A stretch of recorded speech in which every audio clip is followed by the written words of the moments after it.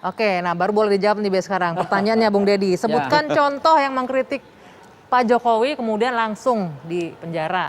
Ya, Pak Jokowi yang saya hormati, acara ini memang termasuk apresiasi untuk beliau karena kata-katanya sangat menggugah.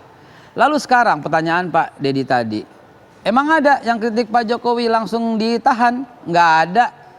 Tetapi kerjaan para buzzer yang membuat seorang menjadi takut dengan contoh-contoh yang dimana pengkritik itu adalah orang-orang yang selama ini memposisikan diri sebagai oposisi, itu terjadi. Pak Jokowi nggak tahu. Misalnya saya. Oke. Misalnya teman-teman lain semua. Apa yang terjadi dengan Babe Haikal? Ini ada contoh kasus nih Babe Haikal, apa yang terjadi? Saya di ruang publik agak enak sebenarnya ya, bahwa saya punya usaha yang diblok oleh jelas-jelas ya, orangnya datang minta maaf udah nggak bisa lagi bekerja sama. Ya, dengan bukan prestasi tapi karena oposisi gitu ya, jelas itu. Secara eksplisit menyebutkan karena iya, jelas. Ya. Tapi itu di luar konteks kita nih. Karena ditanya. Itu yang saya kira. Karena ditanya. Justru kan udah diminta kritik sama presiden. Ya. Babe Haikal sebutkan saja orangnya. Karena kalau dia didukung dengan data dan fakta, itulah kritik. Tapi ketika Anda katakan ada orang datang karena saya oposisi, itu yang bisa menjadi fitnah. Oke, sebentar. Kita juga mengumpulkan beberapa data. Saya menantang Anda. Coba, Pak Jokowi sudah buka pintu itu. Anda sebutkan siapa yang melakukan itu kepada Anda, kapan? Sebutkan orangnya. Bung Mardhani, karena itu melanggar hukum. Saya komen dikit ya. Lo bukan, dijawab dulu dong. Sebentar.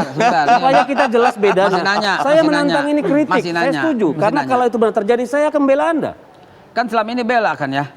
Nah jadi begini saya bilang, memang Pak Jokowi tidak langsung menangkap orang yang mengkritiknya memang. Tapi tolong tertipin dulu buzzernya. Gitu. Buzzernya kan banyak beredaran di semua. Terus yang dipanggil selama ini dan diproses sama polisi selama ini itu siapa? Gitu. Kan ketahuan semua. Jadi poinnya tidak Pak Jokowi secara langsung tapi buzzer-buzzernya ya. Tertipin dulu buzzernya. Sebentar. Gitu loh. Sebentar. Saya angkat perspektif dari pengelola media sosial. Facebook khususnya ya. Kalau Instagram masih agak lumayan. Hampir sebagian besar yang posting cerita tentang Habib Rizik Syihab ban. Apapun ban, langsung suspend. Akun saya ada berkali-kali. Padahal yang kita angkat ini loh. Perspektif Habib Rizik Syihab mencerita tentang Pancasila yang sangat negarawan. Apapun pokoknya ada kata itu, boleh jadi itu bukan perintah Pak Jokowi, tapi saya sudah mengangkat, kita harus panggil pengelola Facebook atau sosial media yang melakukan sebelum kesana itu. saya mau ke Prof. Henry, saya mau tanya dulu Pak Mardhani, itu di-ban oleh pemerintah apa bukan? Bukan. Oleh pengelola Facebook. Sebentar, ini ada Kominfo, kita tanya langsung ke Prof. Henry. Ini bagian dari yang membuat persepsi publik bahwa pemerintah buruk dalam menangani kritik. Silakan ditanggapi Prof. Henry. Ya, memang kalau ada akun yang kemudian diblok atau katakanlah di take down, itu bukan dari pemerintah atau Kominfo. Tapi itu dari platform yang ada di situ. Jadi misalnya seperti Babe Haikal ini, dia bikin platform di YouTube, kemudian dia diblokir. Itu bukan dari Kominfo, tapi dari YouTube. Termasuk Pak Mardhani Alisera tadi ya, tentang akun Facebook, dia mengupload tentang aktivitas Habib Rizik. Karena Habib Rizik atau FPI itu dianggap sebagai persoalan juga di negara-negara barat, dianggap sebagai lokal teroris, maka kemudian diblokir itu. Itu dulu juga terjadi itu.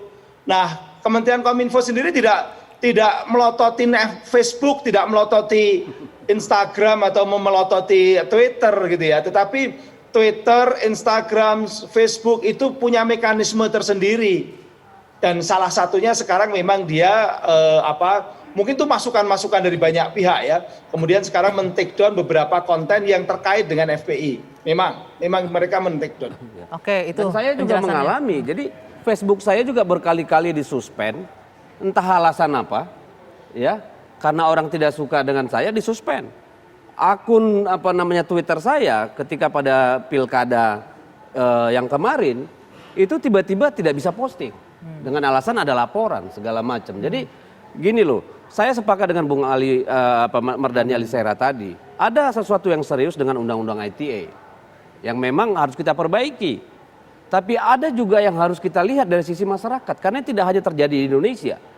Pergeseran nilai, pergeseran etika dalam masyarakat karena ruang publik terbuka melalui media sosial, garis batas itu tidak ada lagi. Kalau untuk itu kita sepakat akan Dan ditertibkan ini ya, tidak hanya itu, ya. terjadi di Indonesia, terjadi di semua negara. Di Thailand, orang hanya memberikan jempol ya pada sebuah gambar yang merendahkan rajanya, kena 25 tahun penjara.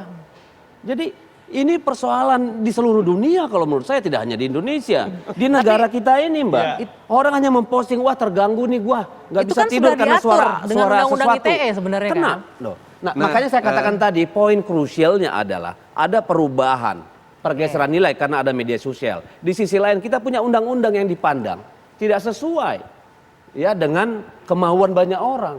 Nah, di sini kan harus dipertemukan. Dalam konteks ini, Det, makanya Prof, saya izin inisiatif dari pemerintah harusnya mulai kelihatan. Contoh, penerapan Undang-Undang ITE dengan pasal karet 2728 yang sering tuh ya. Itu ya harus mulai pemerintah memberikan perspektif.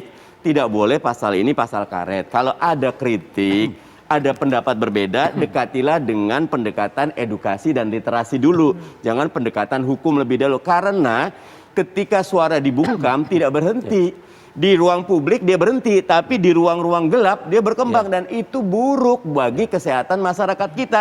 Lebih baik semuanya didiskusikan secara terbuka. Oke, tapi kalau ini kita, yang Dedi tadi nganggap, Ya, oke. gini, ruang publik tuh cerdas kok.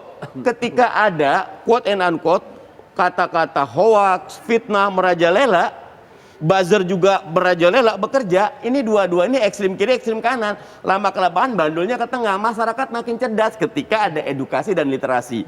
Tugasnya Prof dengan Kementerian Kominfo itu haruslah lakukan itu agar ada edukasi dan literasi. Termasuk Ini jadi tugas politisi dan tokoh-tokoh agama. Ini yang jadi kadang KPD. justru menjadi bagian dari persoalan kalau menurut saya. Politisi Kami dan tokoh melakukan agama. itu dan Bagian saya dari punya persoalan. akun, Baik. punya Gitu loh. kegiatan pekanan Indonesia Leader Stock, jadi boleh lihat, oh Ya. itu edukasi Karena gini, publik. misalnya gitu. pengalaman saya nih, saya punya beberapa akun yang setiap hari hanya menyerang saya. Dalam akunnya, dedicated only for me. Dengan gambar-gambar yang Itu jorok, bentuk cinta bahasa dan yang perhatian kasar, kali dan itu. segala macam. Laporkan itu mestinya. Oh, saya nggak merasa terganggu, biar aja dia gila sendiri.